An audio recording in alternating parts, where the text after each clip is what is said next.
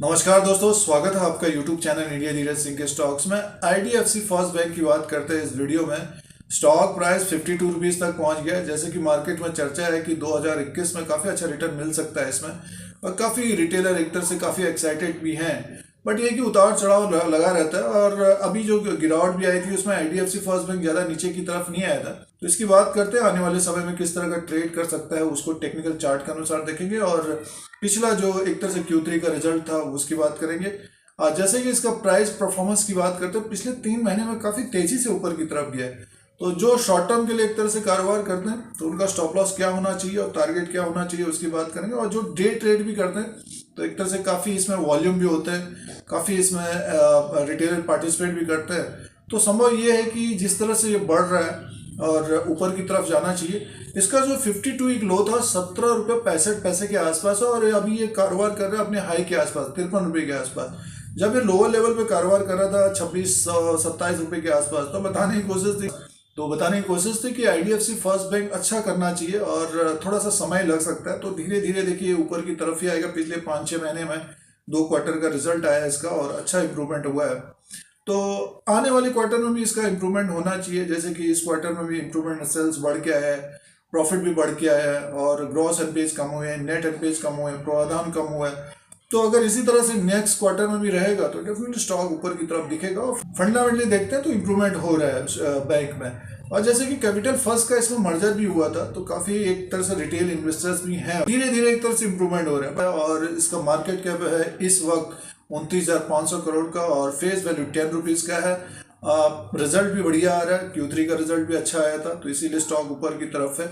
और मार्केट में सबसे बड़ी चर्चा ये है कि बाजार में सबसे बड़ी चर्चा ये है कि IDFC फर्स्ट बैंक जो है HDFC की तरफ बढ़ सकता है। फिलहाल वो आने वाले समय में होगा, बट ये है कि जिन्होंने अपने रिस्क के अनुसार और स्मॉल क्वांटिटी अगर ली है किसी ने, तो हो सकता है कि आने वाले दिनों में अच्छा खासा ये ऊपर की तरफ जाता हुआ दिखे। फंडामेंटली IDFC फर्स्ट बैंक का इंप्रूवमेंट हो रहा है और स्टॉक भी बुलिशनेस में बना हुआ है। टेक्निकल चार्ट के अनुसार देखते हैं डेली कैंडल्स और मंथली कैंडल्स और RSI। दोस्तों, ये IDFC फर्स्ट बैंक लिमिटेड का चार्ट लगा हुआ है और डेली कैंडल्स है। देखिए, ये पिछला जो ट्रेड हुआ था एक तरह से बेरिश बना हुआ है, ये रेड कलर में है। तो कारण ये है कि 52 रुपये 85 पैसे में ओपन हुआ है, हाई बनाया 52 रुपये 95 पैसा, लो बनाया 51 रुपये 45 पैसा, और क्लोजिंग आई है 52 रुपये 10 पैसा। जो इंट्रा डे ट्रेड करते हैं तो ध्यान दीजिएगा, इसमें जो 51 रुपये 45 पैसे से नीचे की तरफ अगर कारोबार करता है तो मान के चलिए फिर ये नीचे की तरफ लगभग 51, और लगभग ये आ सकता है आपका 50 रुपये के आसपास तक आ सकता है दोस्तों। और ऊपर की तरफ जैसे ही ये लगभग देखिए, ये इस ओपन जो हुआ था 52 रुपये 85 पैसा है, हाई जो है 52 रुपये 95 पैसा। तो इसके ऊपर अगर ये ट्रेड करेगा इंट्राडे में तो मान के चलिए वहाँ से फिर 1 रुपये ऊपर की तरफ जाता हुआ दिख सकता है, क्योंकि 50 रुपये का स्टॉक है। और अगर 1-1.5 रुपया 50 पैसे भी बढ़ता है तो अगर क्वांटिटी ज़्यादा होती है तो अच्छा खासा एक डे वाइज ट्रेड हो जाता है। काफ़ी इसमें ट्रेडिंग भी काफ़ी होती है डे वाइज के हिसाब से। तो मान के चलिए कि नीचे की तरफ 52 रुपये 10 पैसे में इसने क्लोजिंग है, तो नीचे की तरफ 1.5 रुपया, ऊपर की तरफ भी 1.5 रुपये। तो जो टारगेट एक तरह से पिछले वीडियो में बताने की कोशिश थी कि ये लगभग 55 रुपये तक जाता हुआ दिख सकता है। फिलहाल ये इसने 53 रुपये का हाई बनाया दोस्तों।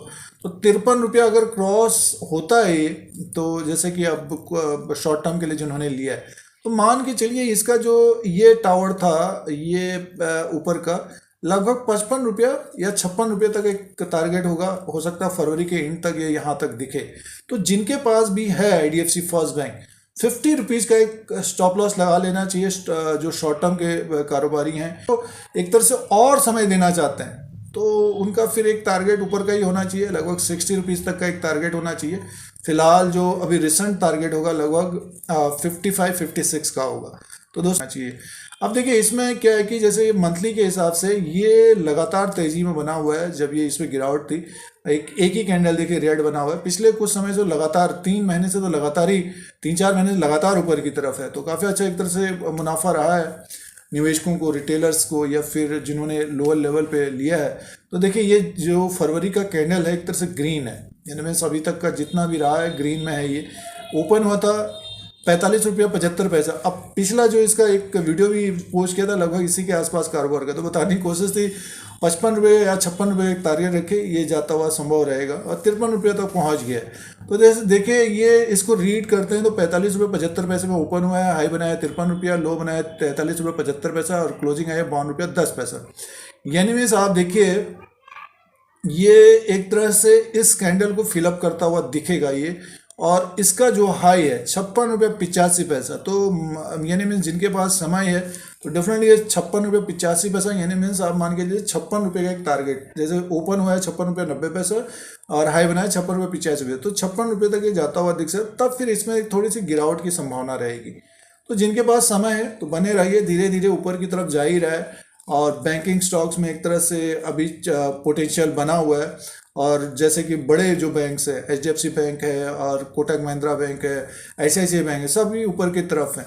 तो कोई भी गिरावट इसमें होती है, सपोज अगर गिरावट होती है इसमें ₹50 ब्रेक कर देता है, नीचे की तरफ आता हुआ दिखता है, तो इसमें फिर से अपना एक जो लेना चाहते हैं तो गिरावट में ज़रूर इसको देखिए। और गिरता है स्टॉक, लुढ़कता है तो जरूर इसको देखना चाहिए। अन्यथा जिनके पास है तो उनको बने रहना चाहिए। जो शॉर्ट टर्म के कारोबारी होते हैं, ट्रेडर्स होते हैं, तो उनको जैसे ₹52 का है तो अपना स्टॉप लॉस जो है ₹50 का जरूर स्टॉप लॉस लगाइए, क्योंकि अगर ₹50 के नीचे क्लोज होगा तो 2-4 रुपये नीचे की तरफ आता हुआ दिख सकता है मंथली वाइज के हिसाब से।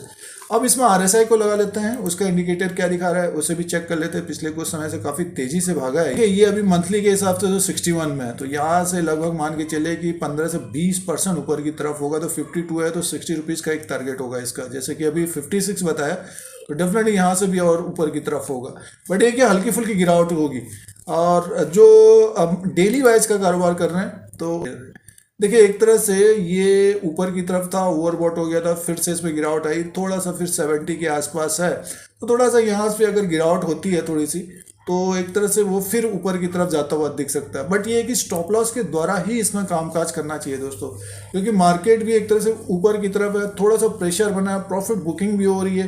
ये जो स्टॉक बढ़ चुके हैं उनसे थोड़ा सा माल निकाल के दूसरे उसमें लगा रहे हैं। फिलहाल लॉन्ग टर्म के लिए तभी समझ में आएगा कि धीरे धीरे इसके जो रिजल्ट्स हैं, तिमाही रिजल्ट्स इंप्रूवमेंट होंगे, स्टॉक ऊपर की तरफ जाता हुआ दिखेगा। टेक्निकल चार्ट के अनुसार अगर हम देखते हैं तो अप ट्रेंड में बना हुआ है और इसका 56 का एक टारगेट होना चाहिए, उसके बाद ₹60 का, तो धीरे धीरे टारगेट को रखना चाहिए अपना। और जो 54-55 का एक टारगेट रखा गया 56 का, तो वहाँ पे अपने अनुसार प्रॉफिट बुक कर सकते हैं, अन्यथा स्टॉप लॉस के द्वारा बने रहना चाहिए। तो ये आने वाले समय के लिए एक तरह से IDFC फर्स्ट बैंक का टेक्निकल चार्ट के अनुसार था, रेजिस्टेंस, सपोर्ट और टारगेट की बात थी।